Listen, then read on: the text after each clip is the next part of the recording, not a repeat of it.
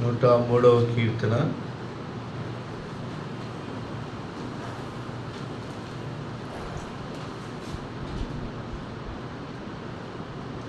2వ వచనాన్ని అందరం కలిసి చదువుదాం. 103వ కీర్తన 2వ వచనాన్ని అందరం కలిసి చదువుదాం. నా ప్రాణమా యెహోవాను సన్నుతించుము, ఆయన చేసిన ఉపకారములలో దేనిని మరువకము. క్రైస్తవ ప్రపంచము దేవుని స్తుతించే విషయంలో చాలామంది ఈ 103వ కీర్తన పరిచయమైనటువంటి కీర్తనగా మనం పరిగణలో తీసుకోవచ్చు.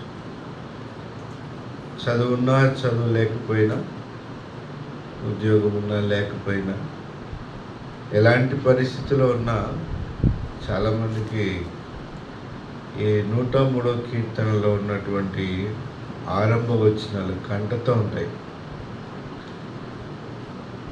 నా ప్రాణమా యెహోవాను సన్నతించుము, నా అంతరంగంలో ఉన్న సమస్తమా ఆయన పరిశుద్ధ నామమును సన్నతించు.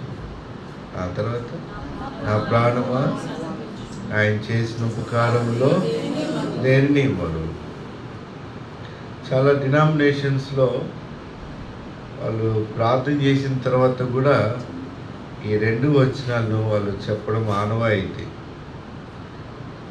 మెటుకు ఈ 103వ కీర్తన పరిచయముగా పిలువబడేటువంటి కీర్తన. సరే, నా ప్రాణమా యెహోవాను సన్నతించుము అని అన్నప్పుడు ఎవరితో మాట్లాడుతూ ఉన్నారు?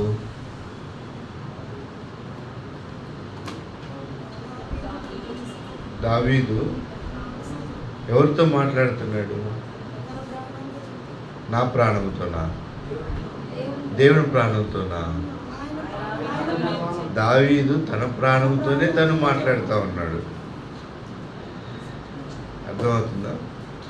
ఇప్పుడు దావీదు తన ప్రాణంతో ఏం మాట్లాడుతున్నాడు? నా ప్రాణమా యెహోవాను సన్నతించుము అని మాట్లాడుతూ ఉన్నాడు. ఇలా మాట్లాడే వాళ్ళు ఎవరైనా మన మధ్యలో ఉన్నారా? మన ప్రాణంతో మనం మాట్లాడమా? ఖచ్చితంగా మాట్లాడుకుంటాం, కానీ బయటికి కనపడదు. ఆ మధ్యకాలంలో ఒకసారి హైదరాబాద్ నుంచి చెన్నైకి 2 దినాల పరిచర్య నిమిత్తం నేను వెళ్తున్నా. నేను ట్రైన్ రిజర్వేషన్ చేయించుకున్నా. ఎక్కువ నాకు నైట్ జర్నీలు అంటే ఇష్టం. రాత్రి ప్రయాణం, రాత్రి ఎక్కితే మార్నింగ్ దిగిపోతాం. అట్లాంటి ప్రయాణాలు చేయడం లాంగ్ నైట్. అట్లనే నైట్ రిజర్వేషన్ చేసి నా బెర్త్లో నేను పడుకున్న తర్వాత నైట్ టైము ఒక అతను తిరుగుతూ ఉన్నాడు నేను రిజర్వేషన్ చేయించుకున్న కంపార్ట్మెంట్లో. బట్టలు ఎలా ఉన్నాయంటే వేసుకున్నది కూడా సగం చినిగిపోయి ఉంది. నేను చూస్తూ ఉన్నా. యాక్చువల్గా నైట్ ట్రైన్లో కూడా రిజర్వేషన్ కంపార్ట్మెంట్లో లైట్స్ ఉండవు కదా, లైట్స్ ఆఫ్ చేస్తారు కదా. నేను ఆ రైల్వే పోలీసు తిరుగుతుంటే నేను పిలిచి, ఇది రిజర్వేషన్ కంపార్ట్మెంటు, పడుకున్న మాకు డిస్టర్బెన్స్గా ఉంది, బహుశా ఆయన ఎవరో పిచ్చైన అనుకుంటా ఊరికే మాట్లాడుతూ తిరుగుతూ ఉన్నాడు ఈ కంపార్ట్మెంట్లో, ఆయన్ని కొంచెం వేరే దానికన్నా పంపించేయండి అని నేను ఆ పోలీస్ అతనితో అన్నా. అతడు నాతో అన్నాడు, ఏమన్నాడంటే, సార్ మీ పైన బెర్త్ అయిందే సార్ అని అన్నాడు. నా పైన ఉన్న బెర్త్ ఎవరిదంటే అయిందని అంటాడు. నాకు విచిత్రం వేసింది. ఏందబ్బా అయినట్లయితుంది, అట్లా పిచ్చోడు మాదిరి ఉన్నాడు కదా, ఊరికే మాట్లాడుతున్నాడు కదా, ఏం కనీసం మొబైల్ ఫోన్ అంటే ఇట్లా పెట్టుకొని మాట్లాడతారు, అట్లా కూడా లేదు కదా, ఊరికే వదులుతూ ఉన్నాడు, మాట్లాడుతూ ఉన్నాడు అంటే, సరే ఆయన చెవులో బ్లూటూత్ ఉంది, మీకు కనబడట్లేదేమో చూడండి ఒకసారి అన్నాడు. ఈ చిన్నవి వచ్చాయి కదా, అవి కనబడలే నాకు. అలా తిరుగుతూ ఉంటే నేను పిచ్చోడేమనుకున్నా, ఒకడే మాట్లాడుకుంటున్నాడు కదా అని. అది సంగతి. చాలా సందర్భాల్లో మనం కూడా వెళ్ళేటప్పుడు దారిలో ఏదైనా ఆలోచన వచ్చి ఒంటరిగా రోడ్డు మీద మాట్లాడుకుంటూ వెళ్తూ ఉన్నాం అనుకోండి, చూసేవాళ్ళు పిచ్చోళ్ళు అని అనుకుంటారు. ఇంట్లో పని చేసేటప్పుడు సిస్టర్స్ పనంతా నేనే చేసుకోవాలి, ఇంట్లో ఎవరు లేరే, కనీసం సహకరించే వాళ్ళు లేరే అనేసి వాళ్ళే మాట్లాడుకుంటాం. అరదు. కానీ బయట ప్రపంచానికి తెలియదు. దావీదు బయట ప్రపంచానికి కూడా తెలిసేది మాట్లాడు. నా ప్రాణమా, ప్రాణంతో సంభాషణ. మనం మాట్లాడేటువంటి సంభాషణ ఎలా ఉంటుంది మన ప్రాణంతో అంటే, అలసిపోయినప్పుడు ఎవరైనా మనకు సహాయం చేయకపోతే మన ఇంట్లో వాళ్ళు, మనమే సనుక్కుంటూ ఉంటాం. మనం మాట్లాడం ప్రాణంతో, మనం సనుక్కుంటాం. దావీదు సనుక్కోడు. దావీదు ఏం చేస్తాడు? మాట్లాడతాడు. మాట్లాడడానికి సనుక్కోవడానికి ఉన్నటువంటి తేడా అది. దావీదు ఏమని మాట్లాడుతున్నాడు అని అంటే, యెహోవాను సన్నిధించు. భౌతికమైన విషయాలు మాట్లాడడానికి దావీదు జీవితంలో ఎన్నో సందర్భాలు ఉన్నాయి. అయితే వాటి గురించి మాట్లాడలే. ఏలాలోయలో నేను గొల్యాతుని జయించని చెప్పుకోవచ్చు ప్రాణంతో. అర్థమైందా? అలాంటివి ఎన్నో ఉన్నాయి భౌతిక సంబంధమైనవి. నేను రాజు యొక్క అల్లుడిని, నేను తర్వాత రాజుని, 40 సంవత్సరాలు పరిపాలన చేసినటువంటి మంచి రాజుని, దేవునికి హృదయానుసారుడైనటువంటి వ్యక్తిని అని భౌతికంగా మాట్లాడుకోవచ్చు. అవన్నీ మాట్లాడట్లేదు దావీదు. ఆత్మ సంబంధమైనటువంటి విషయాల గురించే దావీదు తన ప్రాణంతో మాట్లాడుతున్నాడు. యోహాను సువార్త 4:24-25 వచ్చిన ద్వితీయదు. అయితే ఆయనను ఆరాధించువారు ఆత్మతోనూ సత్యముతోనూ ఆరాధించవలెను. ఇటివారు కావాలనని తండ్రి కోరుచు. కాబట్టి ఆత్మ సత్యములతో ఆరాధించేవారు కావాలి. ఆత్మ సత్యములతో ఆరాధించేవారు ఆత్మ సంబంధమైన విషయాలనే జ్ఞాపకం చేయాలి. భౌతికమైన విషయాల గురించి జ్ఞాపకం చేయాలి. అది యాజ్ యూజువల్గా ప్రతిరోజు చేస్తాం.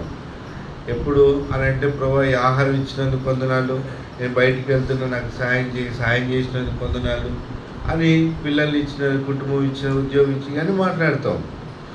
ప్రభు దినములో ప్రభు సన్నిధానికి వచ్చిన తర్వాత మన ఆరాధన ఆత్మ సంబంధమైనదై ఉండాలి. దావీదు అట్టి ఆరాధన చేసినటువంటి వాడు. ఇప్పుడు ఏమని ఆత్మ సంబంధమైన ఆరాధన మనం చేయాలి?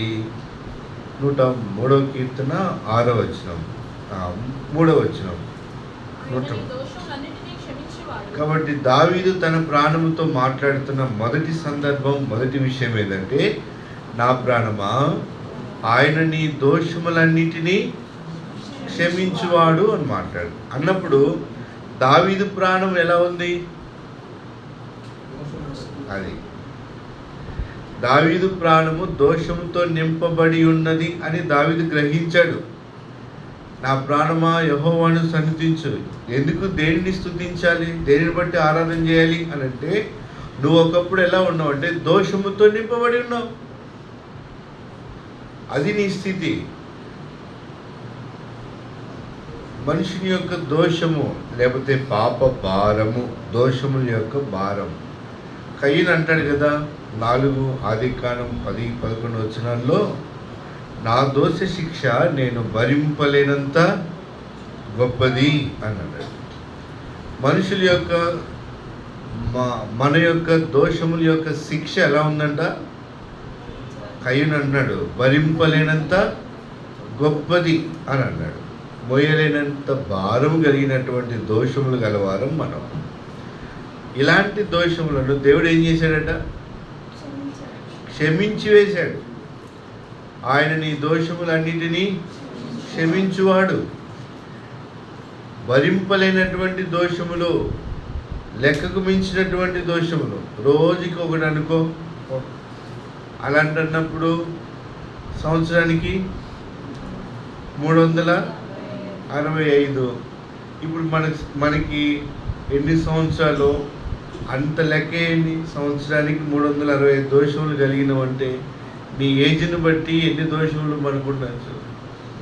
అదేందుకు బ్రదర్, నీ రక్షించబడ్డా దేవుని సంఘంలో చేర్చబడ్డాను కదా, ఇంకా నన్ను దోషిగానే పరిగణలోకి తీసుకొస్తారంటే రోజు మొత్తంలో ఏదో ఒకటి విషయంలో దేవునికి మనము విరోధమైనటువంటి సంగతులు చేస్తూనే ఉన్నాం కదా.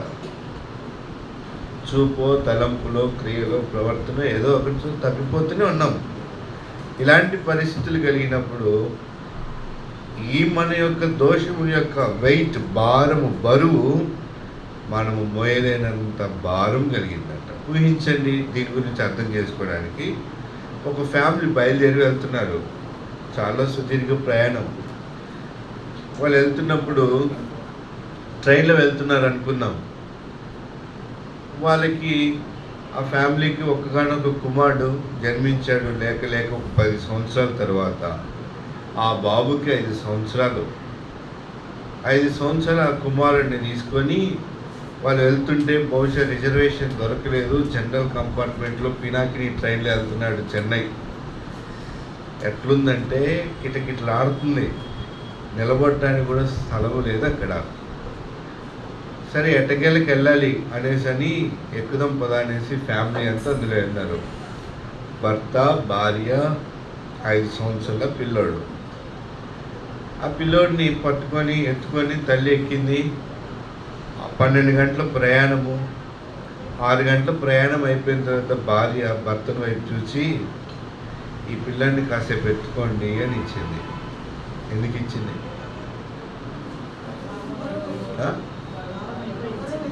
మోయలేకపోయింది కాబట్టి ఇచ్చింది. 9 నెలలు మోసి కన్న కుమారుడే నీకు బరువైనప్పుడు నీ పాప దోషములు ఇంకెంత బరువు కలిగినవి. అర్థమైంది అనుకుంటా నేను చెప్పింది. ఇలాంటి మోయలేని బరువు కలిగిన ఈ దోషములను ఆయన మన దోషములను భరించెను, మన వ్యసనములను వహించెను అని బైబిల్లో రాయబడుతుంది. ఆయన మన దోషములను క్షమించాడు. ఇప్పుడు ఆత్మ సంబంధంగా ప్రభువును ఆరాధించిన కొరకు దావీదు అంటున్నాడు, ఓ నా ప్రాణమా, నువ్వు ఎలా ఉన్నావు అంటే దోషంతో నింపబడి ఉన్నావు. ఆయన నీ దోషములను క్షమించాడు. ఎక్కడ? కలరు శిలువ రక్తం ద్వారా. ఆయన మన దోషములను భరించినటువంటి దేవుడు. దీనిని బట్టి ప్రభుని ఆరాధన, మన దోషములకు క్షమాపణ కలిగజేసిన దేవుడు.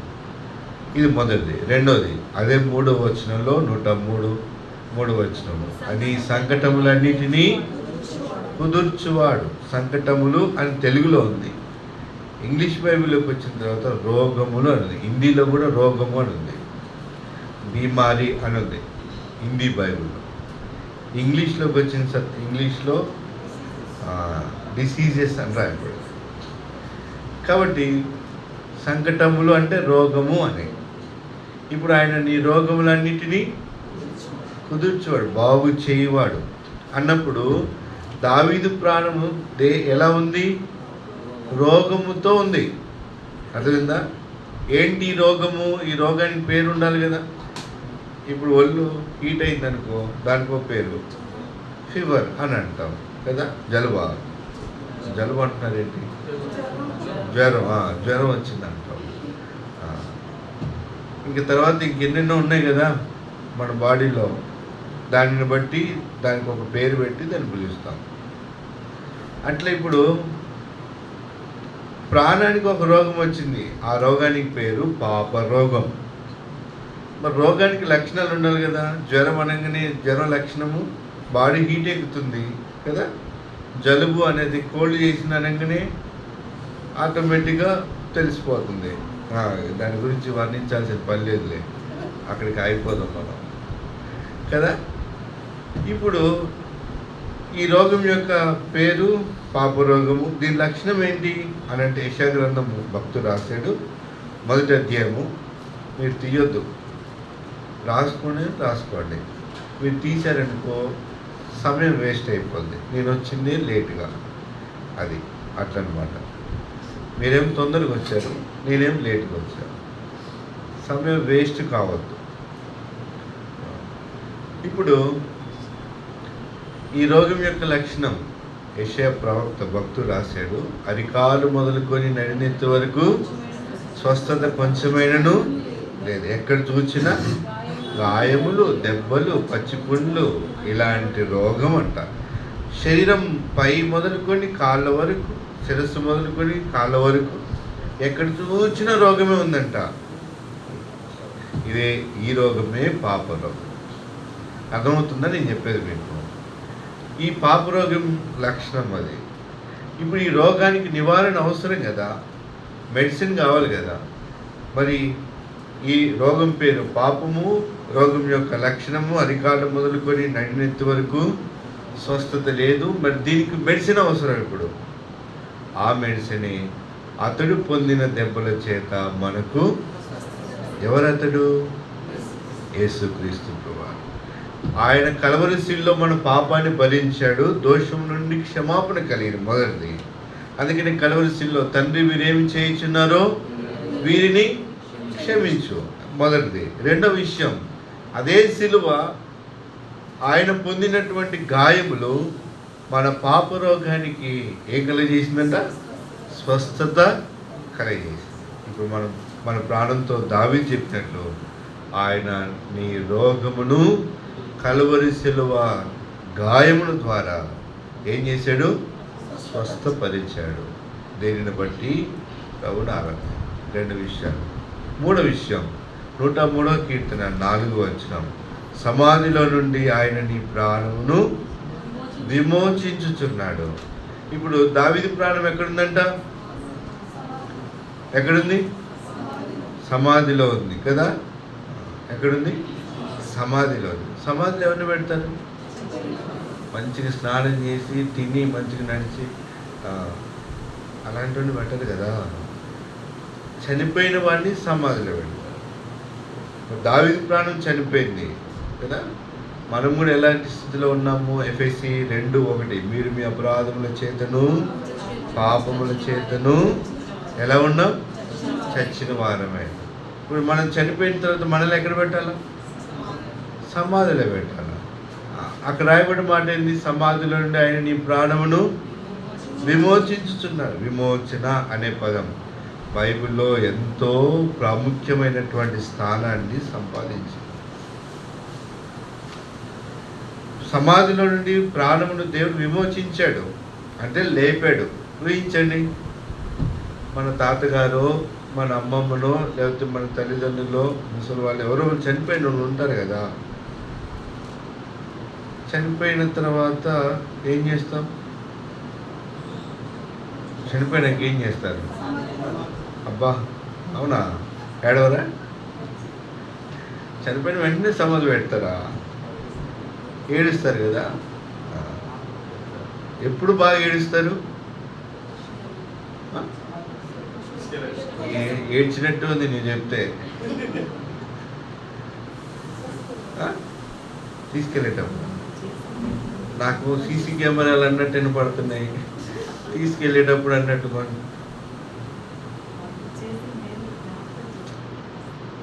చనిపోయినప్పుడు ఏడుస్తారా? చచ్చిపోయాడన్న వార్త విన్నప్పుడు ఏడుస్తారా?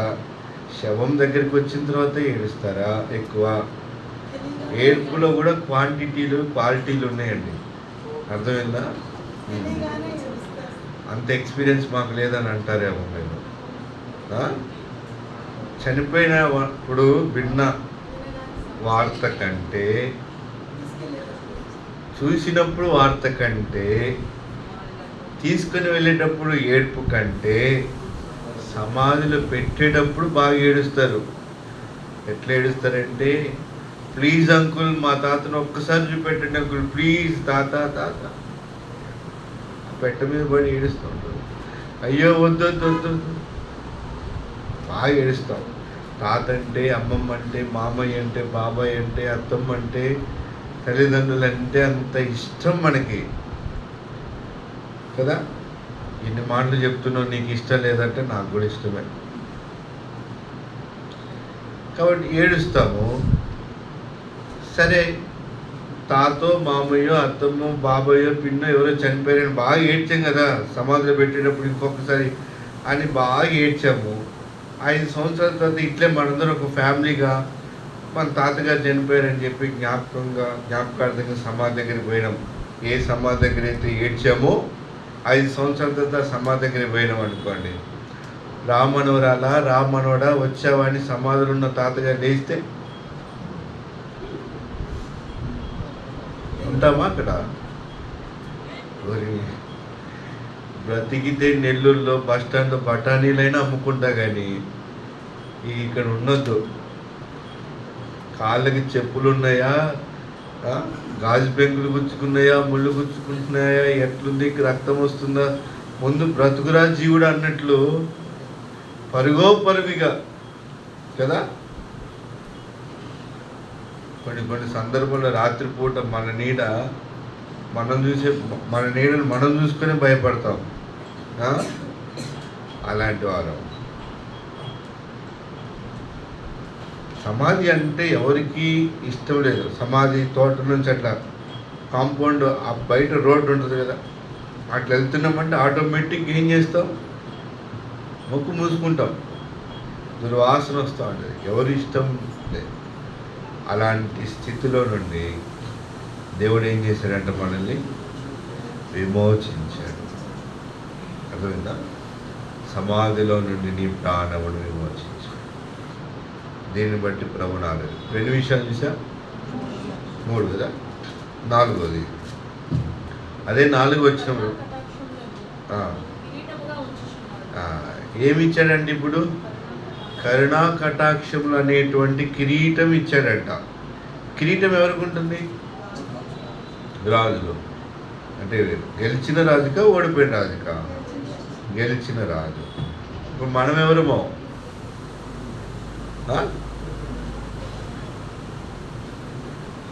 రాజులైన యాజక సమూహం. మనమేం యుద్ధం చేయాలి. గెలవాలి అంటే యుద్ధం చేయాలి. మన యుద్ధాలన్నీ మనకి బయట ఉండవు, అన్నీ ఇంట్లోనే, బెడ్రూమ్లో, హాల్లో, కిచెన్లో జరుగుతాయి యుద్ధాలు. అర్థమైందా? ఉక్రెయిన్ యుద్ధం అన్న అయిపోద్దేమో కానీ మన ఇంట్లో యుద్ధం ఆగిపోదు, అది కంటిన్యూ జరగాల్సిందే. అయితే ఈ యుద్ధము మనం చేయలే, మన పక్షమున దేవుడే చేస్తూ వచ్చినాడు. కలువరి శిలువలో గెలిచిన రాజుకి కిరీటం ఉంటుంది. కిరీటం పెట్టుకున్నాడు ఎక్కడ ఉండాలా? సింహాసనం మీద. సింహాసనం మీద కూర్చోక మునిపి ఎక్కడున్నాం? సమాధిలో. సమాధిలో ఉన్న మనల్ని విమోచించి సింహాసనం మీద కూర్చుండబెట్టినటువంటి దేవుడు. ఆయన తన కిరీటమును మనకి ఇచ్చినటువంటి దేవుడు. ఈ ఆధిక్యత దేవుడు మనకి ఇచ్చిన కాలాన్ని బట్టి ఇవన్నీ ఆత్మ సంబంధమైన మేలులు. దావీదు తన ప్రాణంతో ఇవన్నీ మాట్లాడుతున్నాడు. ఏదో మనం చదువుకుంటూ పోతూ ఉంటాం, అందులో ఉన్నటువంటి ఆత్మ సంబంధ విషయాలు మనకు అర్థం కావు కొన్ని. ఇవన్నీ దావీదు హృదయంలో ఆ ఇంటెన్షన్ ఉంది. ఇదంతా ఇది 4వది. 5వది ఆఖరిది, 5వ వచనం. పక్షిరాజు యవనం వలె నీ యవనము మేలుతో నీ హృదయమును తృప్తిపరచుచున్నాడు. ఏం చేశాడంట? తృప్తిపరచడం. తృప్తి అనేది ఎప్పుడు కలుగుతుంది? కొంతమందికి తృప్తి అంటే ఏందో తెలియదు కూడా. ఇక్కడ కూర్చున్న మనకి బాగా దాహం వేసింది అనుకో, నీళ్ళు తాగితే అమ్మయ్య అని అంటాం కదా, అది తృప్తి. ఎండకు వచ్చామనుకో, ఫ్యాన్ కింద కూర్చున్నాం అనుకో, అది తృప్తి. ఇప్పుడు ఆత్మ సంబంధమైనటువంటి తృప్తి మనకి ఎప్పుడు కలుగుతుంది అంటే పైన 4 విషయాలు మనం చూసారా, అవి మనం కలిగి ఉన్నప్పుడు, పొందుకున్నప్పుడు ఆ తృప్తిని మనం ఆత్మీయంగా అనుభవించగలం. ఏంటి పైన 4 విషయాలు? మొదటిది దోషముకు క్షమాపణ, రెండోది పాపరోగమునకు, మళ్ళీ సంకటం అని సంస్కృతం వద్దుగా, పాపరోగానికి స్వస్థత, మూడోది సమాధుల నుండి విడిపించబడట, విమోచించబడట, తర్వాత 4వది దేవుని కిరీటమును కలిగి ఉండుట. ఈ 4 విషయాలను మనం కలిగి ఉన్నప్పుడు ఒక విశ్వాసికి ఆత్మ సంబంధమైనటువంటి తృప్తి దేవుడిచ్చాడు. ఇట్టి తృప్తి పొందినటువంటి దావీదు అంటున్నాడు ఇప్పుడు 2వ వచనం, నా ప్రాణమా యెహోవాను సన్నుతించుము, ఆయన చేసిన ఉపకారములో దేనిని మరొకము. దావీదు తన ప్రాణముని హెచ్చరించి మరవకుండా ప్రభువును ఆరాధించేయి. ఎన్ని సంవత్సరాలైందో దేవుడి మందిరానికి వచ్చి రక్షించబడి. కొంతమంది రక్షించబడి దేవుడి మందిరానికి వచ్చి బాప్తిస్మ అనుభవం కలిగి కూడా ఆరాధన చేయరు. మరి అదేందో తెలియదు. ఎందుకు బాప్తిస్మ తీసుకున్నారని అంటే అది ఒక టోకెన్ లాగా, అది ఒక టికెట్ లాగా, టోకెన్ లాగా అనమాట. సభ్యత్వం నమోదు. అర్థమైందా? రక్షించబడిన తర్వాత ప్రభుని ఆరాధించేటువంటి అనుభవంలోనికి రావాలి. దావీదు ప్రభుని ఆరాధించకుండా ఉండలేకపోయాడు. తనదే కాదు, తన ప్రాణాన్ని కూడా ఆరాధన కొరకు సిద్ధపరిచాడు. ఉదయకాలము నీ ప్రాణమును ఆరాధన కొరకే సిద్ధపరిచి, పౌరుడా నీవు నా ఇళ్ళ జరిగించినటువంటి ఆత్మ సంబంధమైన 5 ఆశీర్వాదం కొరకై సమాజమును ఎలుగెత్తి నిన్ను ఆరాధించుతున్నానని విమోచించబడిన ఆత్మ దావీదు ఆరాధనతో కలిసి ప్రభుని స్తుతించి ఆరాధించునుగాక.